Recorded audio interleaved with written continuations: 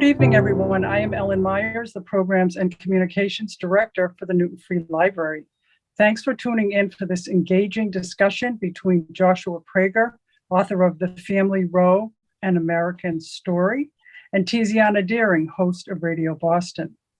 We're delighted to welcome the patrons of our 28 partner libraries from across Massachusetts and New Hampshire, and are particularly grateful to the Morrill Memorial Library in Norwood for co-sponsoring this program and providing use of their Zoom account. Please come on down to the Newton Free Library or visit us online at newtonfreelibrary.net. We ask that you use the Q&A feature for all questions as the chat has been disabled. Also note that closed captioning has been disabled and you can turn it off or back on by clicking on the live CC transcript icon at the bottom of your screen. Also, this session is being recorded. It is my pleasure to introduce our moderator, Tiziana Deering, host of Radio Boston on WBUR. She's been a commentator and contributed to WBUR for more than a decade and has contributed to a number of other regional and national news outlets. And now I'll turn the screen over to you, Tiziana. Thank you, and it's wonderful to be here. I'm looking forward to this conversation with you, Joshua. Joshua Prager's latest book is The Family Roe, An American Story. The New York Times called it an honest glimpse into the American soul, and it was a finalist for the Pulitzer Prize. He's also author of The Echoing Green, a Washington Post Best Book of the Year, and 100 Years, a collaboration with Milton Glaser, the graphic designer who created the I Heart New York logo. Joshua has written for The Atlantic, Vanity Fair, the New York Times, and the Wall Street Journal. He was a Nieman Fellow at Harvard and a Fulbright Distinguished Chair at Hebrew University, and has spoken at venues including TED and Google. He lives in New Jersey with his wife and 2 daughters. Joshua, it's really great to be speaking with you. Thank you for having me. I appreciate it. So you and I chatted a little bit beforehand, and we agreed that we thought we might start with you giving about a 5-minute presentation on the book. So yeah. I don't want to get in the way. Why don't you just jump in and do that? I will. Thank you all for having me here. So I'll just say it's funny for me that my book turned out to be timely. I had the idea way back in 2010. I was reading an article about gay marriage, which actually mentioned Norma McCorvey, Jane Roe, in passing. And it mentioned that she had not had the abortion she sought. And that was sort of a big shock to me. I'd always assumed that the woman who, helped to win the legal right for abortion had one herself.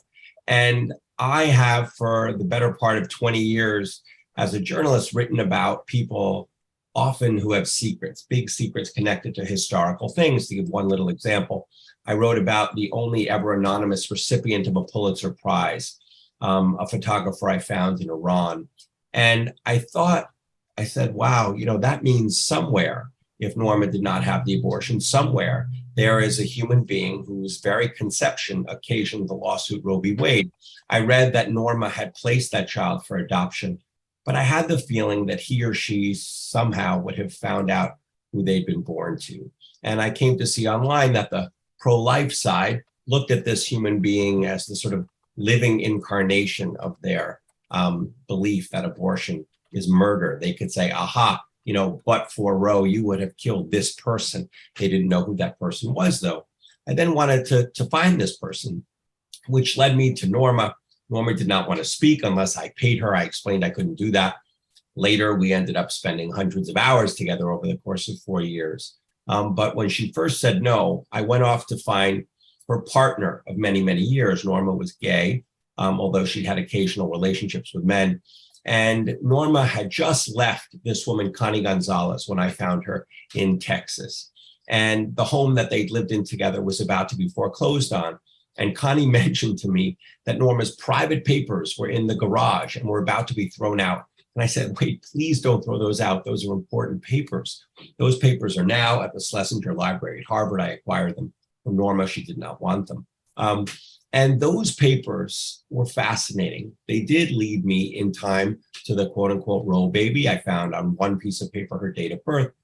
But also I realized in looking at those papers that there was a lot more I needed to write about. The sort of scope of what I was imagining grew from the Roe baby, whose real name was Shelley Lynn Thornton, to the other children Norma had given birth to, then to Norma, to Roe, and to the whole of abortion in America. And just to say one more thing, in the course of my research, I read a very famous book by Lawrence Tribe, the famous constitutional scholar, who said of Roe v. Wade that if ever America has the opportunity to sort of get past, this civil war that it finds itself in over abortion, the key is to give voice to the human reality, he wrote, on each side of the versus, meaning Roe versus Wade. That really resonated with me. That's the kind of thing I try to do, to write with empathy about people, even if I don't agree with them. And in time, I added to my cast of characters, to Norma and her 3 daughters, 3 other Texans, the lawyer Linda Coffey, who filed Roe v. Wade, and then 2 doctors from Texas, a pro-life advocate named Dr. Mildred Jefferson, who was the first Black woman to graduate Harvard Medical School, and a pro-choice doctor, very important abortion provider named Curtis Boyd. And they did enable me to sort of give voice to the human reality on either side of the versus. The last thing I'll say is that I personally, though I am very much pro-choice, I do believe that abortion is fraught for a good reason. I think it's complicated. And I tried to present the nuance and sort of ambiguities inherent in Roe in my book. So Joshua, in reading the book, one of the things that I found myself thinking was, I thought this story would be about Roe v. Wade, but bear with me. It felt more like the story of Roe v. Wade. Do you understand what I'm saying and what that distinction is? And that feels like a very important distinction, because while Roe v. Wade, both figuratively and literally, has been litigated, right, a million times, the story of Roe v. Wade, in the depth that you bring it in this book, really felt entirely new to me. Did it feel new to you as you were researching it and meeting, all of these characters, right? And they are characters as you built this story.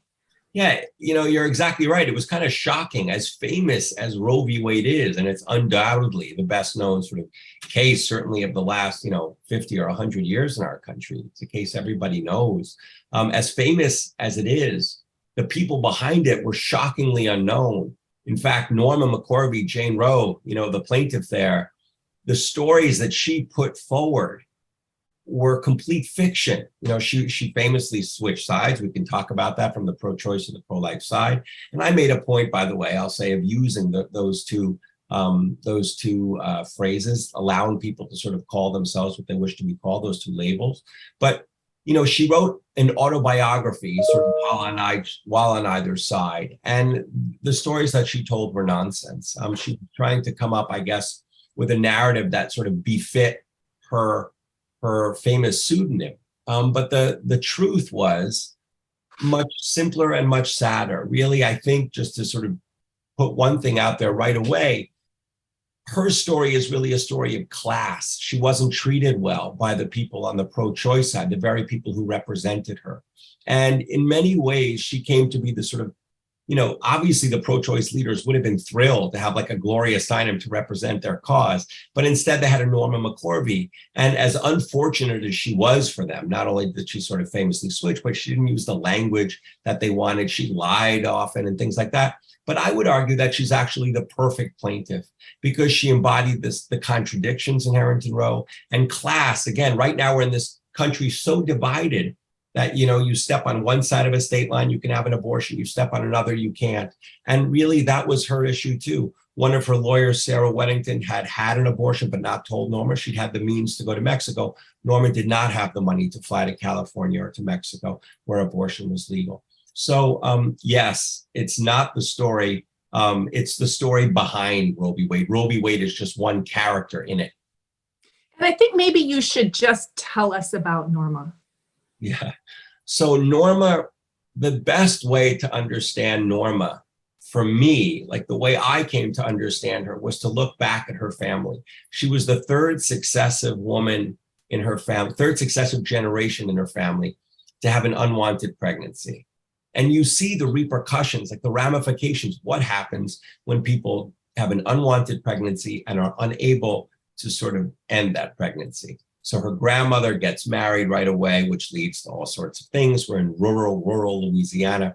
And her mother, Mary, this is in the 1920s, is made, 1930s, excuse me, is made to leave home. She's sort of disappeared from her town along the Atchafalaya River in Louisiana, made to go to the big city in Baton Rouge to carry her pregnancy to term, to give birth, and then to relinquish that child to her own parents. And then she has to pretend that that child who was really her daughter is in fact her sister.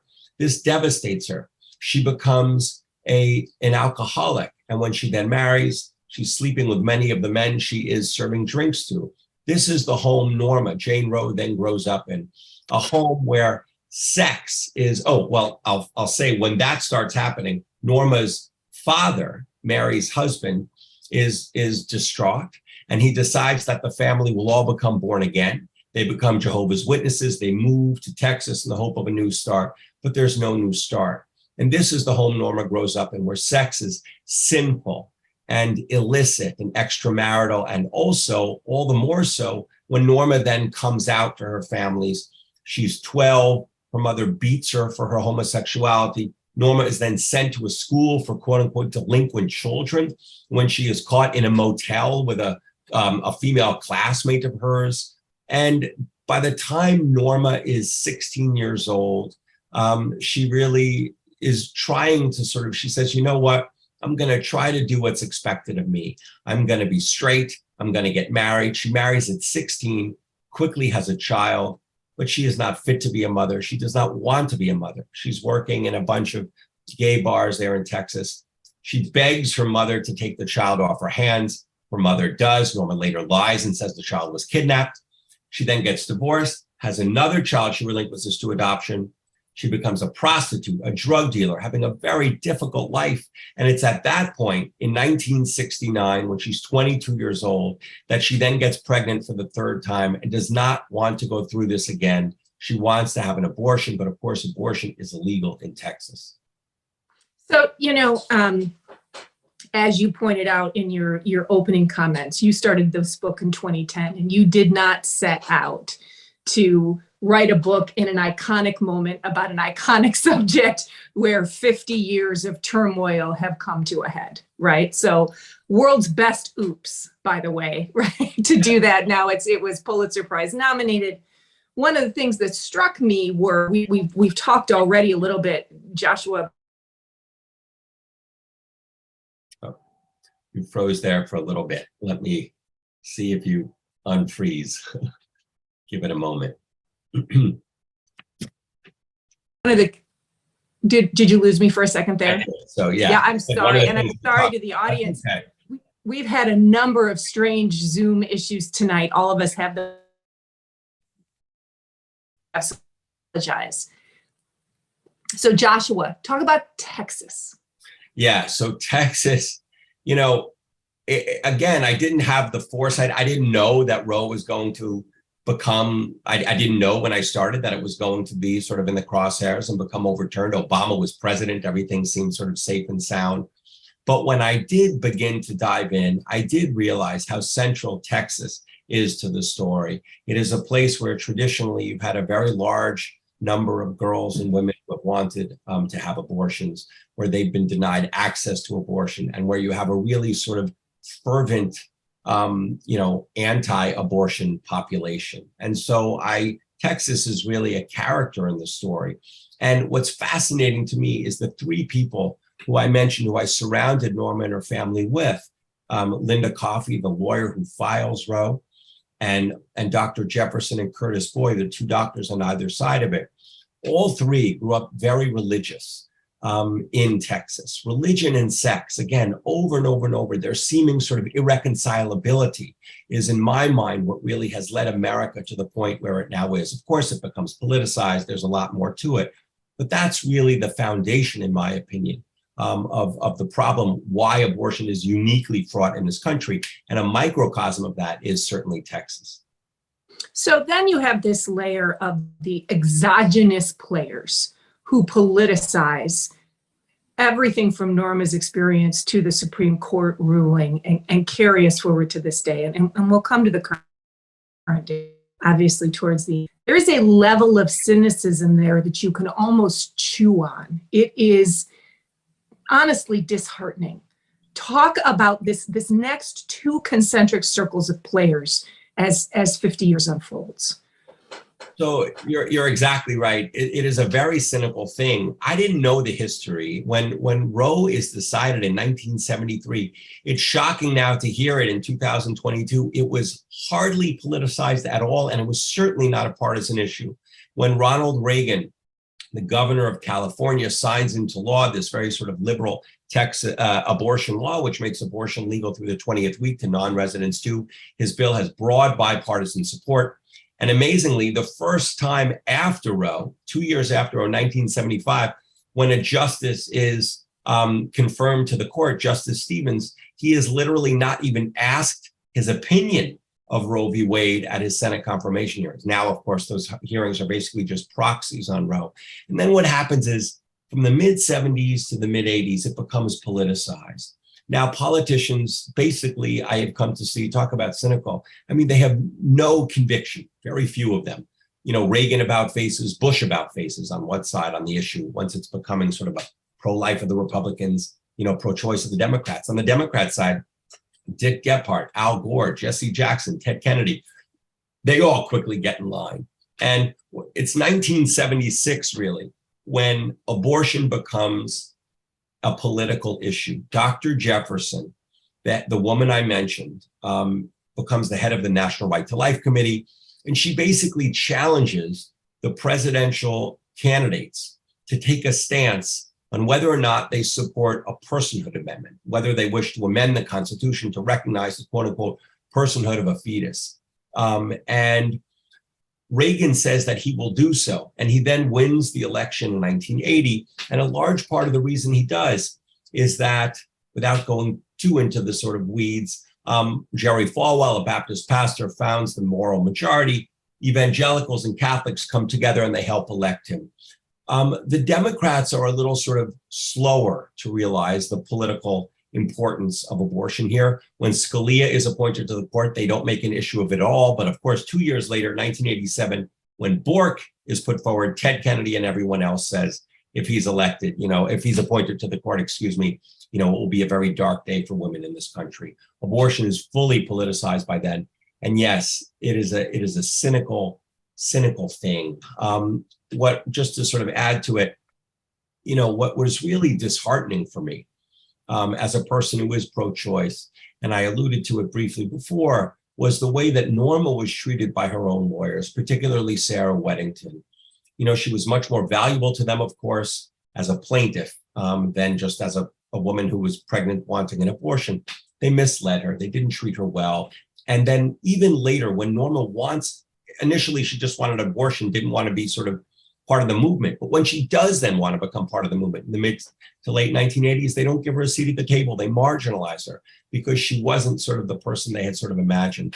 And there's a lot of that on both sides. And it's a dispiriting story. So here's what I'm going to do. I have another question for you, and I'm having some connectivity issues. So while you give us a robust answer, I'm going to come back in on another device, see if we can't make this work a little bit better. Okay, no problem. So we've talked about these clusters of characters. The other cluster that's fascinating to me, Joshua, are the doctors, and I mean three. Okay. I think, yeah. Boyd. So talk about the doctors. You were saying Boyd, Jefferson, and who else? Tiller. Oh, yeah. Okay. So, you know, I wanted to make sure, as I said, to sort of tell this larger story of abortion in America through human beings, write about them with empathy, understand them, see how we get to where we get as a country through them. And the two doctors really on either side that represent the sort of extremes that in many ways we have now come to are Dr. Jefferson and Curtis Boyd. You know, President Clinton famously said in 91, I think, that abortion ought to be safe, legal, and rare. But nowadays, people would say, among the pro-choice leaders, why should abortion be rare? It is only a social and moral good. It empowers women. Well, the person who really planted that seed decades before feminist leaders like Katha Pollitt were saying that was this Dr. Curtis Boyd. He was from a religious home in Texas, and he is growing up in the Depression. And in high school, he's still alive. He's in his 80s. In high school, he has a crush on a girl named Virginia.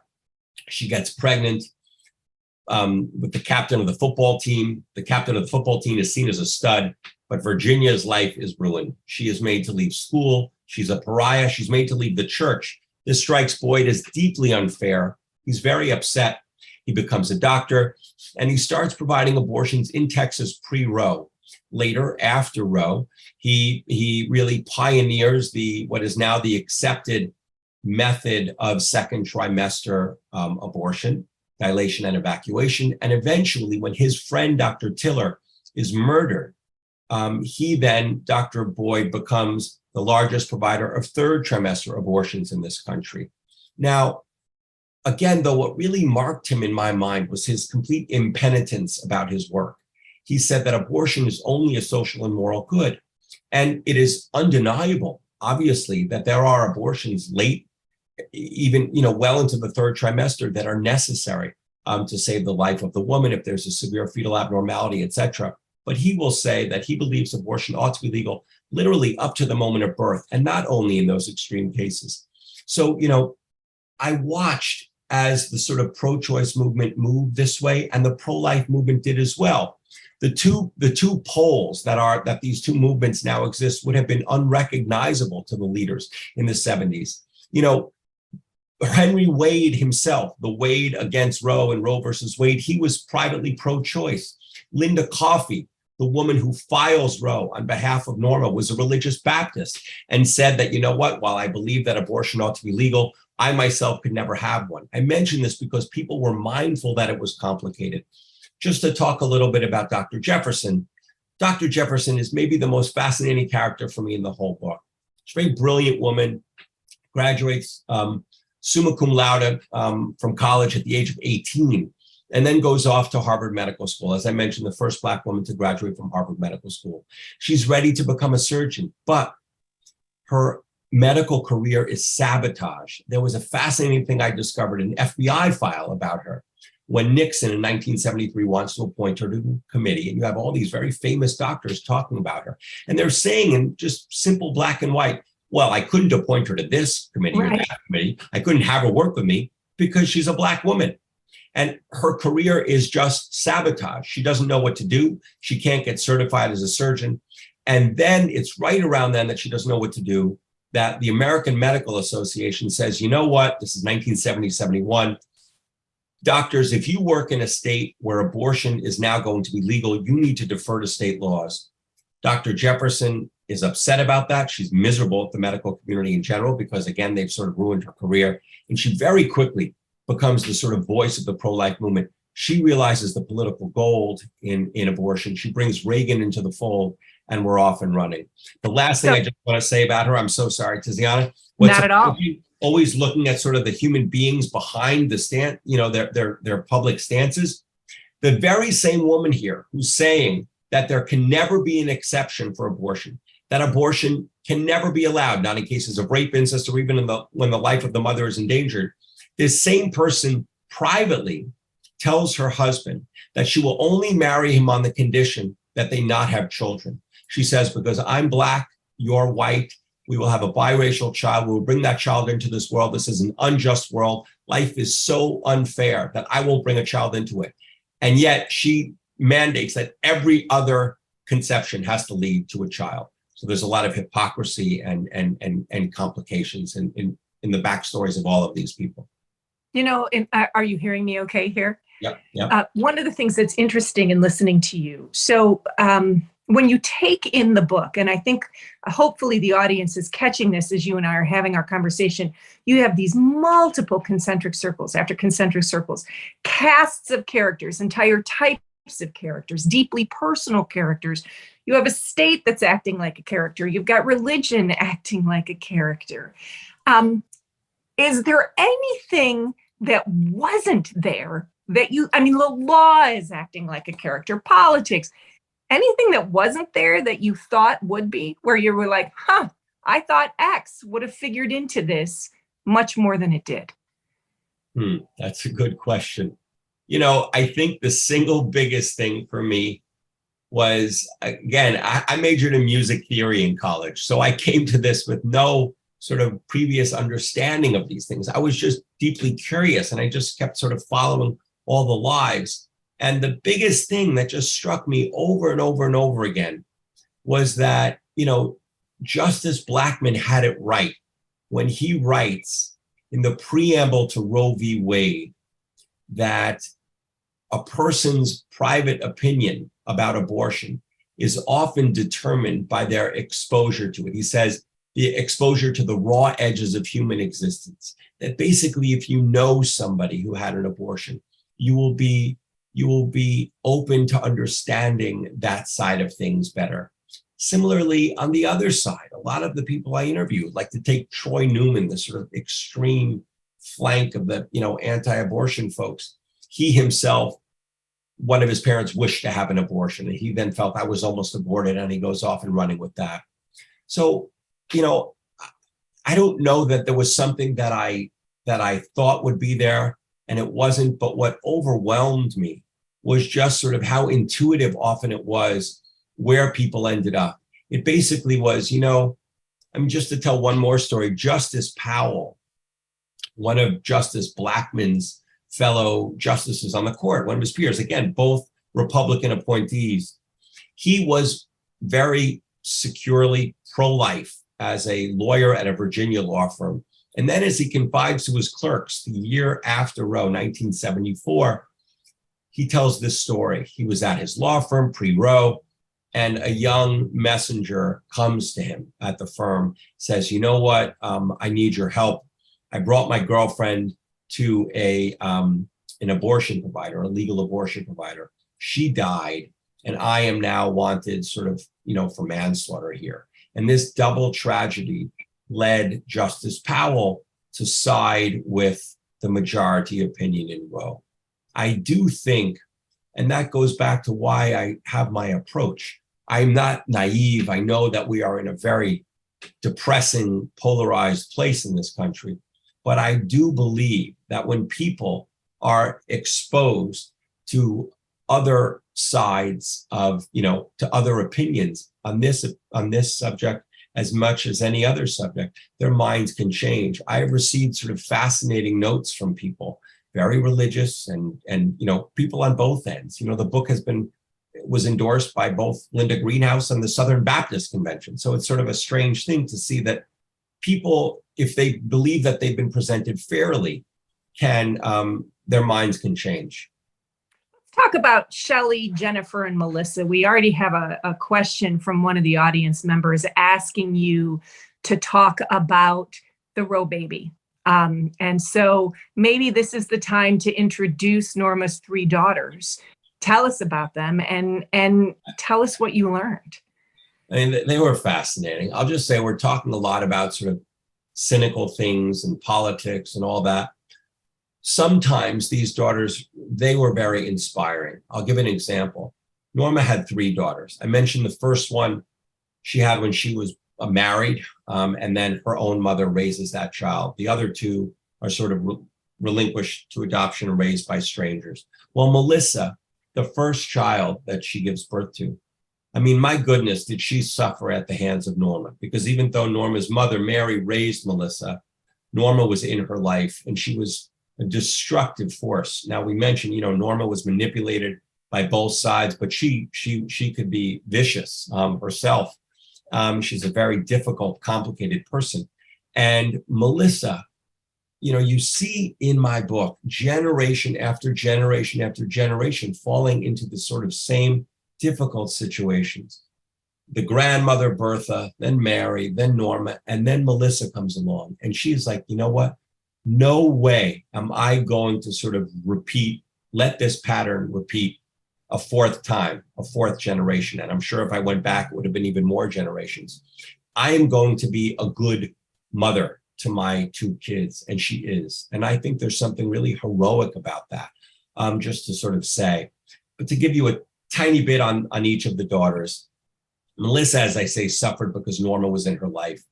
Jennifer, the second child, this book ended up a lot on sort of nature and nurture. These children were raised in totally different circumstances. Melissa really raised in poverty and with great difficulty. Jennifer was adopted into a wealthy family in Texas. Her father was a doctor, but she ended up sort of succumbing to a lot of the very same problems that Norma herself had had, in terms of drugs and alcohol abuse, things like that. And she wondered, I'm paraphrasing, if she had sort of a genetic predisposition to these things.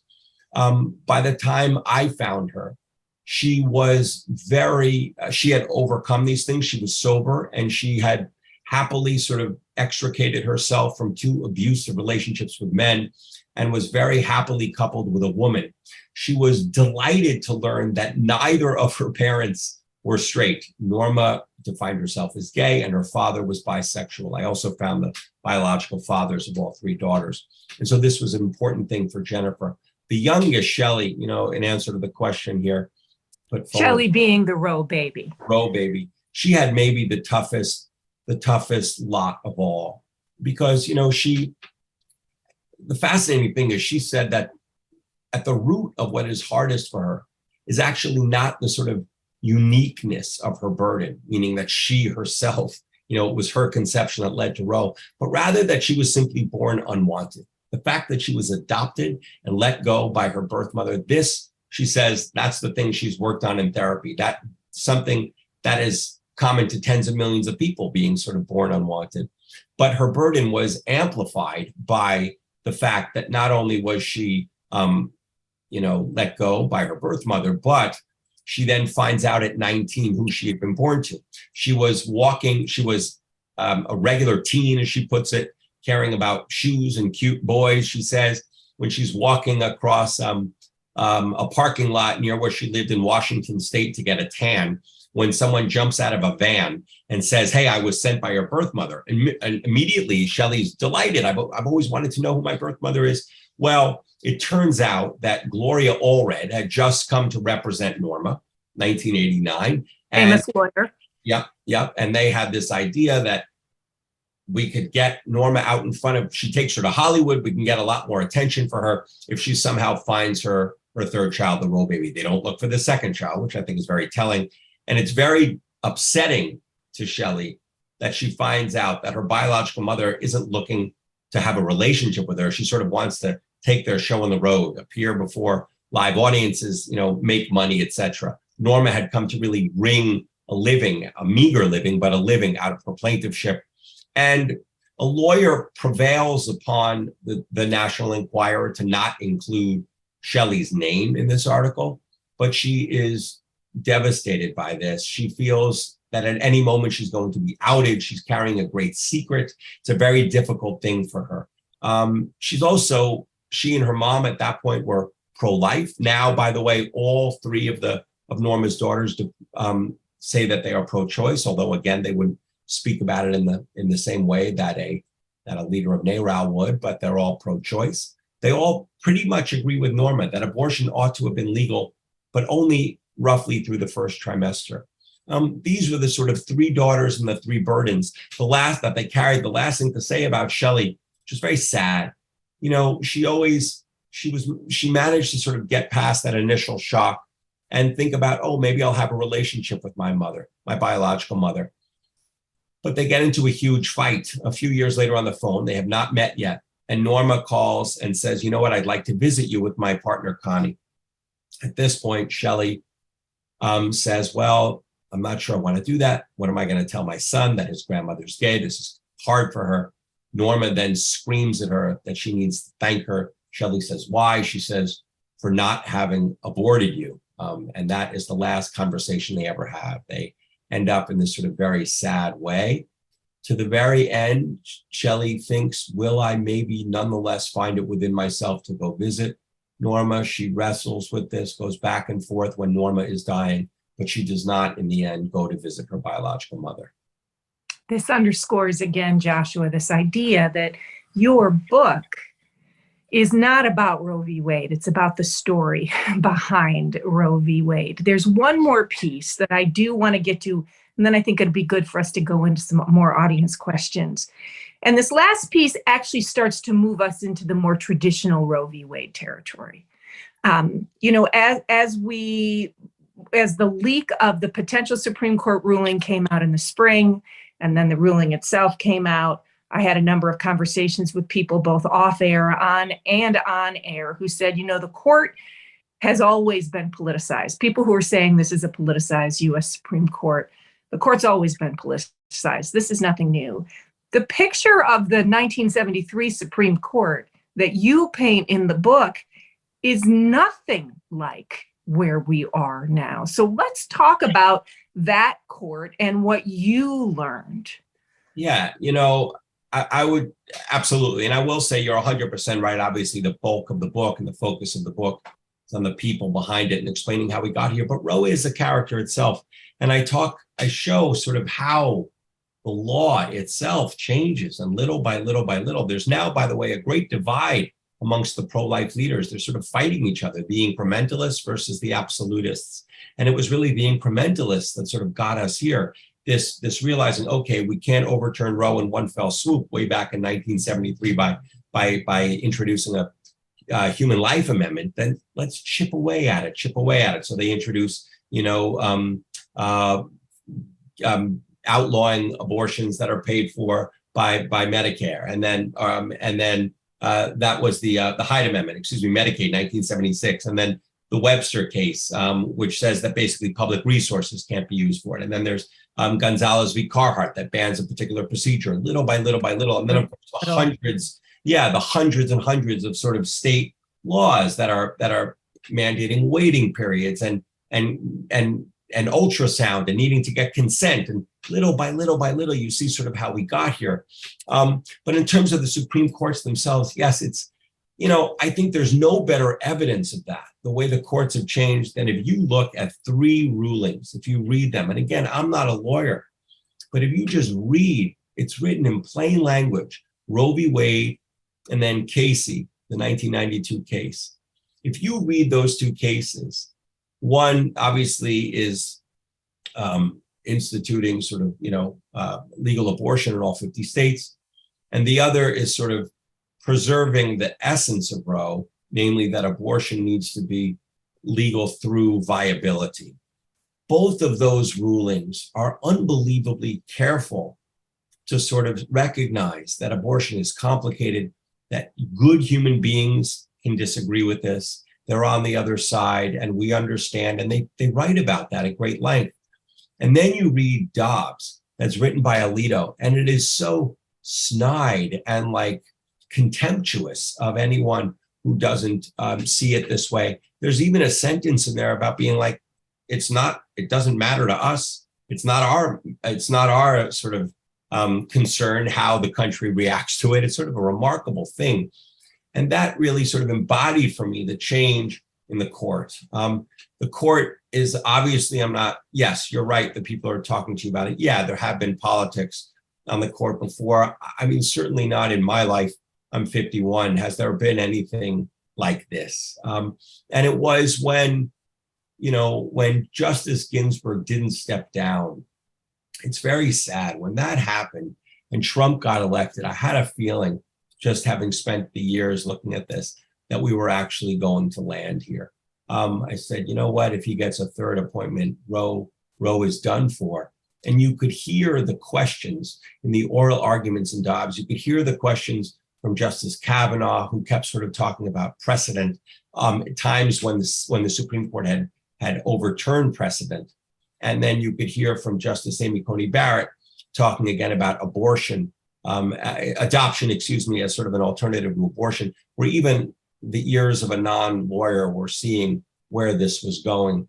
And, we're now in uncharted territory, and it's going to be obviously a fight that continues for many years. So many other issues now, the pro-life side, they're going to fight whether you can cross the state. There's going to be fights over medical abortion. There's going to be fights involving sort of corporations.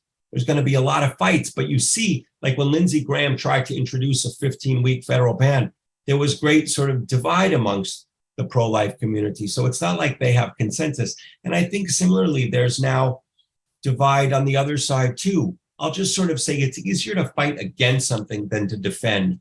And just as Roe galvanized the pro-life, I think Dobbs is going to galvanize the pro-choice, and it already has, as we're seeing. So one question from the audience, after all of your research now, I'll point out as I ask this question to you that you've been very clear you're not an attorney. No. But after all of your research, tracking this story, seeing where we were then, seeing where we are now, do you feel we would have been better off if the question of legality of abortion had been left to the states in the first place? One of our audience members asks. I'm glad they asked that. I'll tell you why, because, it's become just accepted, like part of the narrative that, oh, had they let it alone, it would have gone state by state. Well, several people I spoke to say that's nonsense. The professors and journalists, Linda Greenhouse and Reva Siegel, have written extensively about this, saying, you know what? The sort of liberalizations efforts amongst the states were really slowing. And in fact, it was really political realignment that was taking over and changing things at that point. And they point to, there was a fascinating thing that did happen pre-Roe. One fascinating thing that happened pre-Roe that gave a sense of what was to come in terms of politics, even though it didn't happen in earnest for years more. And that was that Pat Buchanan, who was an advisor to Nixon, he writes him a memo and says, you know what? And Nixon had just said that basically abortions ought to be paid for, I think, by the federal government and military hospitals. And he says, you need to sort of bite your lip and say, you know what? All of a sudden now, I find that abortion is an offense to sort of my, conscience. And the reason he said to do that, he said there are votes to be won among left-leaning Catholics. So they point out that, you cannot assume that. And in fact, I spoke to one of Justice Blackmun's clerks, John Rich. I spoke to all of them, but John Rich said to me, and he hadn't been interviewed before, he said that he didn't think that was going to happen at all, this continued sort of state by state liberalization. So, it's very hard to know. It's very hard to know. The bigger criticism, which I think is a sounder one, and obviously it was made by many, many people, is that it was initially grounded in a right to privacy, where it really would have had a sort of stronger legal legs had it been grounded in a right to equality. And of course, eventually we sort of got there with Casey. But, I think the bigger mistakes, to be perfectly honest, of the pro-choice movement was basically just thinking that the issue was won. 1973 saying our work is done here. And I go into a lot of examples in the book about how they didn't engage and they didn't fight and they just took things for granted. And again, as I say, also the really sort of, unfortunately, the marginalization of people who were perhaps pro-choice, but not in the way that they were. So one of our audience members wants to know, what do you expect in terms of the legality of Roe and abortion over the next 5 years? And do you see a path forward to, in the audience members' words, get us out of this mess? That is probably something that would only get me in trouble. I really am not. I'm not a scholar of, in the way of someone who there are people better equipped to answer that question. What I can tell you is that, if people thought that this was going to now be nice and tidy and sort of overturn Roe and things would be easier, they're nuts. It's just basically saying that now this fight is going to be fought in 50 different states as opposed to just on the federal level. I think the most important, and you have this sort of, nuclear options on both sides, the sort of federal bans and what I actually think is going to happen is that, you're going to be, well, look, another snide comment of Alito's, he basically said, look, women have the right to vote. Let's see what they do. I do think that we're already seeing it, of course, with the midterms coming up. And we're seeing some of the Republican politicians softening their stances on abortion. I do think, we can see, obviously, that the political ramifications of overturning Dobbs are extreme. But I also think, it's important to realize that there's a very large percentage of the pro-life movement that really does want even more. They want to introduce a personhood amendment that would basically make abortion just completely illegal, no matter what, no matter where, no matter when. I don't think this issue is going away anytime soon. Are you familiar with the Struck case that Ruth Bader Ginsburg? Okay, so we had a listener who had a question about that, but if it's a case you're not familiar with, we can keep that one. Another sort of more esoteric question: did you come across the OB-GYN Kenneth Edelin from the Boston area? Yeah, absolutely. Okay, so talk about that one. Yeah, absolutely. What was so fascinating about that is Mildred Jefferson was the doctor who was called as an expert witness to sort of speak about that case. This was the first instance, and again, I have to make sure to get it right, but it was a doctor was put on trial for performing an abortion. For manslaughter, 1970. That's right. And Mildred Jefferson, who had not performed an abortion before and didn't have any expertise in this area, was nonetheless being sort of put forward by the pro-life movement to sort of weigh in on this case. And of course, eventually it's overturned, but that had an enormous impact on the conversation in the country. And what you see is little by little, the pro-life, they never stopped for 50 years. We're coming up to would have been 50th anniversary of Roe.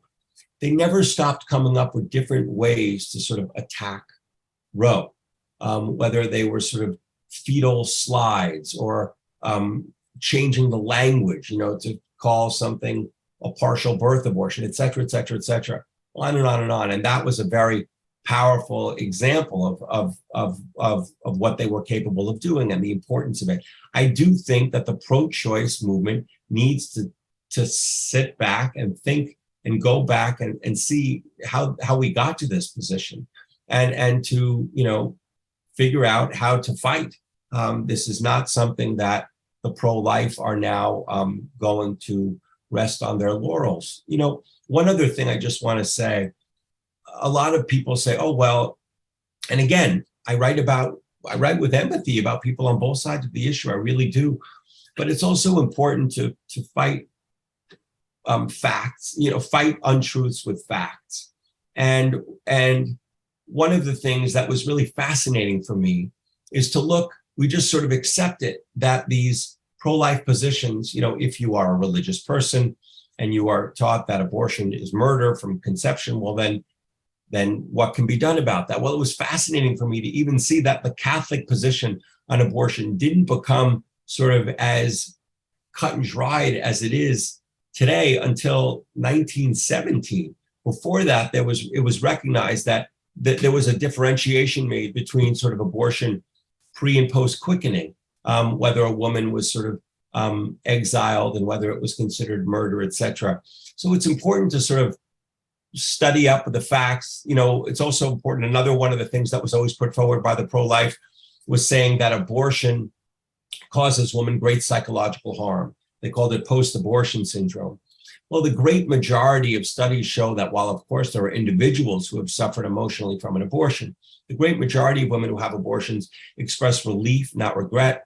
Conversely, it's adoption, actually, that correlates very, very strongly with emotional trauma. Many women who do relinquish their children are scarred by that experience, including Norma herself, who relinquished 3 children to abortion and never to adoption and never had an abortion. Yeah. So, Joshua, I have to ask you this. You've been clear in this conversation, and you address it more in our conversation here, actually, than it comes up in your book, that you are, in fact, pro-choice. Yeah. Do you think, and we'll use the pro-choice and pro-life language because that's the language that you choose to use in the book, and you explain in the book why you do. So that's why I'm using it too here. Do you think you would have written this book differently if you'd been pro-life? I don't know other folks on either side, to be honest, that approach this subject the way that I do. So you're right. I didn't mention it all in the book, except in my author's note. Yeah. But look, people on the pro-choice side, they say, how can you write some of the things you've done? You're giving the other side ammunition. And my answer to that, you know what? The truth matters. And actually, there's a lot that our side can learn too. There's a lot of lessons here. And it's ridiculous to say that, to just sort of dismiss abortion as something cut and dried. It is complicated, and good human beings can disagree. I mean, just to tell you my personal opinion, And I hadn't thought about this at all until I dove into this. But in Western Europe, liberal Western Europe, the legal cutoff for abortion in several countries like Switzerland and France, et cetera, is much earlier than it was via Roe in this country. However, until the point that abortion was legal, it was a totally different thing than it is in this country. The state helped the woman to have the abortion. It was free. It wasn't stigmatized. It was available almost anywhere. And the woman or the girl wasn't made to, go through all of these crazy hoops. To me, that is the ideal. Obviously, still having exceptions for fetal abnormalities, et cetera. But it's not like, I think people are doing themselves a disservice if they just sort of close their eyes and say, no, abortion should be legal to the very end, and anyone who disagrees with me is a horrible human being. If you read my book, you really see how we got here. And I think that's important to understand that. And we learn lessons from that.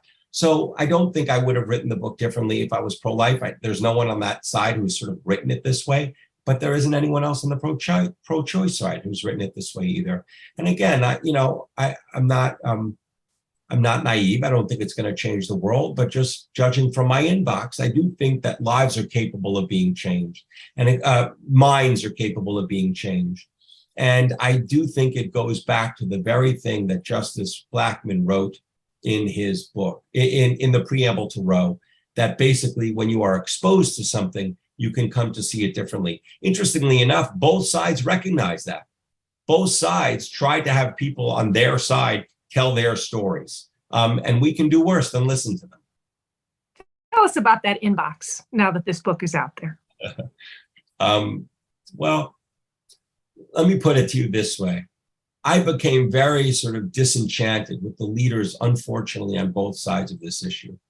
They for many years have not recognized that abortion is complicated. And again, you see, as I mentioned, all those politicians that flipped, you see how this came to be. By the time Arlen Specter in 1995 said that we need to take abortion out of politics, it was too late. And he then had to switch parties. But I mention that because the people on the grassroots, they're the people I've come to actually have great respect for. There's a woman in my book named Judy Wiggins, who was a person who was very good to Norma. She treated her well, and not a lot of people did. She was a person who had had some very difficult years in her life and had had 4 abortions. She then became religious and became a pro-life advocate. But to this day, she recognizes, she says, because of her own private experience, that abortion is complicated. And she does believe in exceptions. And she does believe that we need to listen and understand. Like if the grassroots and the leaders flipped, our country would be a much more sort of understanding place. And now is the time for people to make their voices heard. I mean, my God, if we don't see that, coming up to these midterms, then we've learned nothing. So we have a listener, an audience member who wants to know if Norma gave fully free consent for you to use her papers, or did she merely not want to have them for herself? It seems like the audience member is concerned. Did she realize how public so much of this would become when she said, you can have them, I don't want them?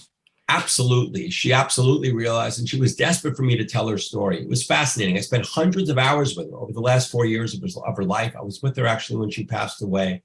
Norma had lied so many times that she'd almost forgotten what actually happened in her life. And she was very excited to help me tell her story properly. Like she called me one night so thrilled when the name of the man who was the father, the biological father of her youngest child, came to her. She said, Bill Wheaton. And I'm like, Norma? And she told me sort of what she was talking about. So yes, she absolutely knew and wanted this out there. And was delighted, if I can say, that I was writing the book. What really was interesting, she wouldn't speak to me, as I say, initially, because I wouldn't pay her. And I didn't then see her or speak with her from 2010, when I initially reached out, until 2013. In 2013, I had connected with the daughters. And I was with Melissa, the eldest daughter, at the wake of her grandmother, Mary. And while I was at the wake, Norma came in. And then we went back to Melissa's house, Melissa, Norma, and I. And Melissa said, Mom, I want you to help Josh because he has brought me to my sisters. Now, all three sisters had looked in vain for each other. They'd all wanted to sort of come together, and it was hard for them. At one point, they had each other's name, but then it fell away. And so I wasn't playing God. I didn't put on them something they didn't want. I brought them together in the way that they had wanted to. And when that happened, that was very exciting to Norma. She didn't know who her second child was. And she was very happy to sort of have closed that loop. And that, I think, more than anything, was when she really decided, I want to help Josh tell this story. In our remaining time, and I want to point out, there's a lot of questions that I didn't get to. Those questions range from everything from other bits of the story to concerns that you might not be recognizing that life begins at conception. So we have a full range and we just have limited time, but I want to acknowledge that there are other questions that we didn't get to. In our last 2 minutes, I think what I'd like to ask you is there any message that's emerged for you or key point that's emerged for you since you closed the galleys on the book? Yeah. And history has continued to unfold that you would put in the book now, if you could? Oh, that's a good question. Yes, I will tell you one thing, and I'm working on it. I think over and again, what was very gratifying for me was when I was able to show that the stories of the people at the very top of the sort of Roe and abortion in America world, the people who brought us where we are, these people I chose, I was able to show how they got there through personal experience. And then what happened as a result with the country, okay? But there were a few people who were very prominent who had abortions themselves, or who had people in their lives have abortions, who did not feel comfortable yet with my telling that story. And I hope to do that. There is not a sensationalistic sentence in my book, so that is not what I am after. It's that I think those people have the power to sort of make a difference. As I mentioned, there's a snarky sentence on the pro-choice side that when is abortion allowed? When it's rape, incest, and me. That basically, we can all finally understand why a person will want an abortion when it comes into our world ourselves. We understand, circumstance. And I wish that I had been able to sort of get a few more of those stories into the book. But as I say, I am working on it and things take time. So I think that's right at 8:00. I think that's our time together. I don't know if Ellen is going to come back onto the screen, but in the thought that she might not, and besides, I want to make sure to thank you myself. The book was fascinating. I strongly encourage, although we talked about a lot of it, I strongly encourage the audience to take the time to read it. And I want to thank you for your insight and your work on this and joining us this evening. And we'll give a little silent virtual applause to Joshua Prager for the Family Roe. Well, thank you, Tiziana. Thank you, Ellen. Thank you all who tuned in. And I will just say those questions we didn't get to, I addressed them in the book. So, but really, thank you all very much. I'm really delighted to have this opportunity. Goodbye. Thank you so much to Tiziana and to you, Josh. And I will say to our audience, I suggest you read the book. I told Josh before we started that for me, it was a complete page turner. It's a long read, but it's well worth it. He really goes into great detail. And thanks to all our partner libraries.